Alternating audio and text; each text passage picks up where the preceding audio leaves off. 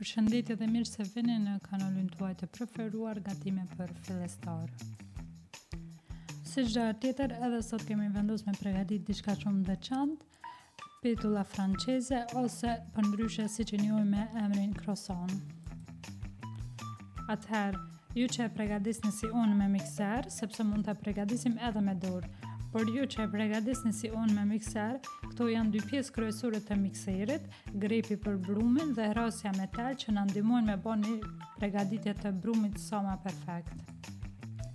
Tani fillojmë së pari me hrasjen me tela. Majën e bukës e tresim në çumësh të vagët dhe i hedhim në mikser, shtojmë sheqerin, vezët, vajin dhe krejt në fund do të shtojmë dhe kosin.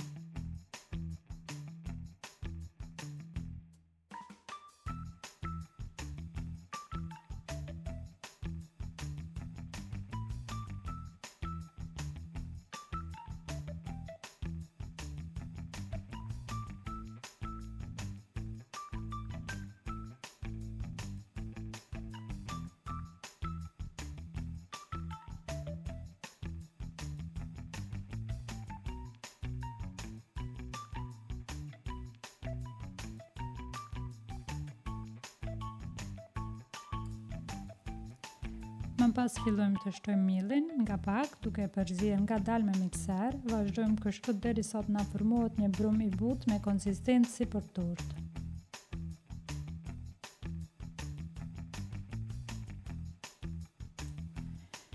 Tani ndërrojmë pjesën e mikserit dhe vendosim grepin në brum, fillojmë ta punojmë brumin derisa të formohet një kulaç i butë dhe elastik.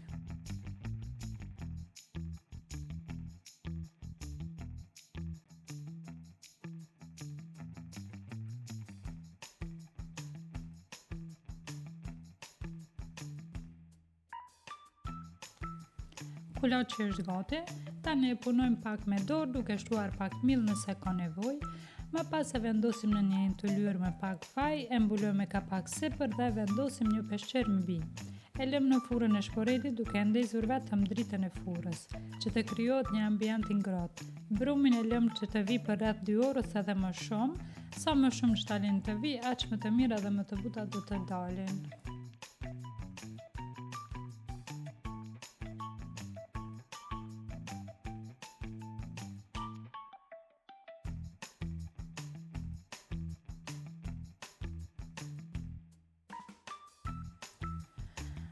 Brumi ka orë perfekt, si që po shihet edhe në video, e nxjerrim nga jena pa e punuar fare, e ndojmë në 4 pjesë dhe secilën pjesë e ndojmë në 3 pjesë, pastaj i formojmë në kulaç të vegjël.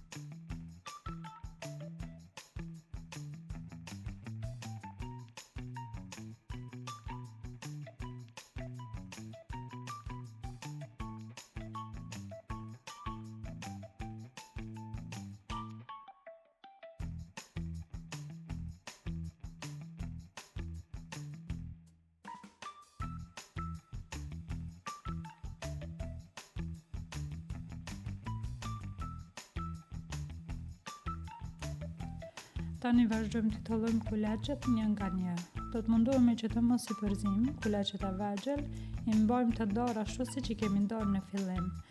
Fillojmë me kulaqin e parë dhe e hapim me pak miell derisa të arrijmë trashësinë rreth 2 ose 2.5 cm dhe kështu vazhdoni një nga një me të gjithë kulaqet duke i tholluar.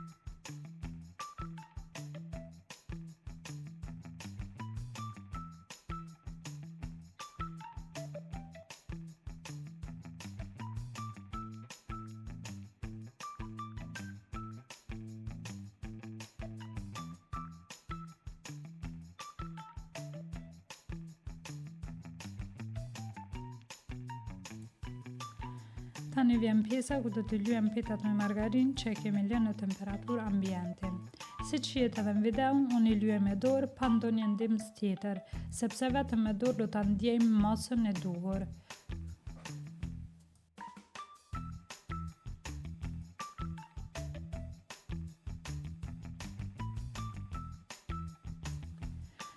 Gjithashtu gjatë punës, ndonjëherë petat mund të largohen nga njëra tjetra. Në ato raste i rrotullojmë dhe i zgjasim me dorë derisa të bëhen të gjitha të barabarta.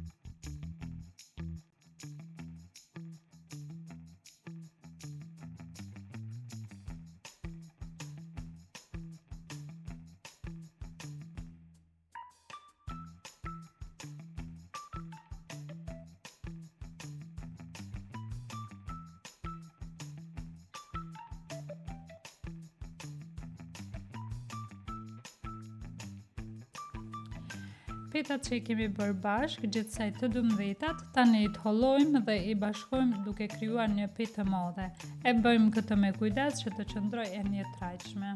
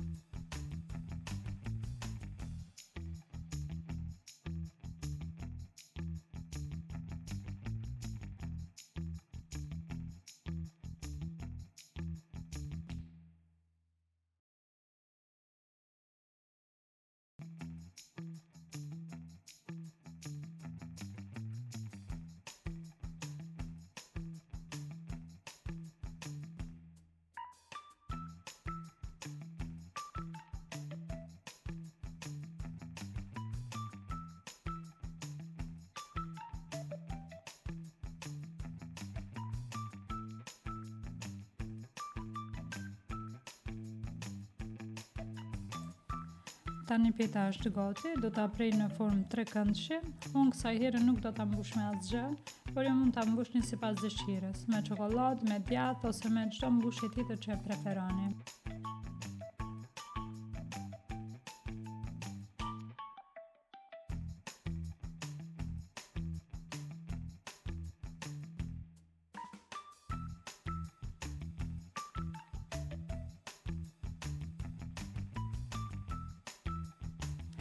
Tani fillojmë me formimin e croissant. Për të formuar një croissant sa më të bukur, kujdesi është tek pjesa e fundit, maja e croissantit. Mundoheni ta zgjatni sa më shumë, sepse kjo ndihmon croissantin të hapet më bukur gjatë pjekjes dhe të formohet në formë perfekte.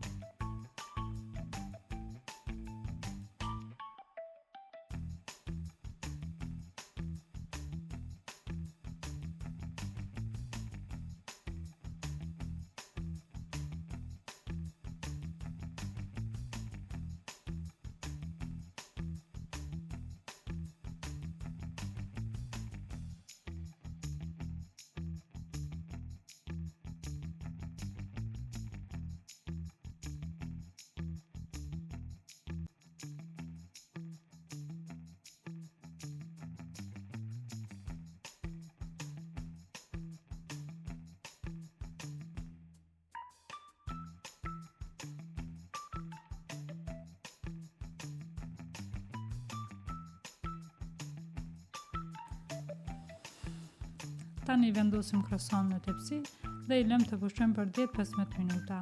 Më pas i gjejmë të kuq të vezës e përzier me pak qumësht për t'i dhënë shkëlqim.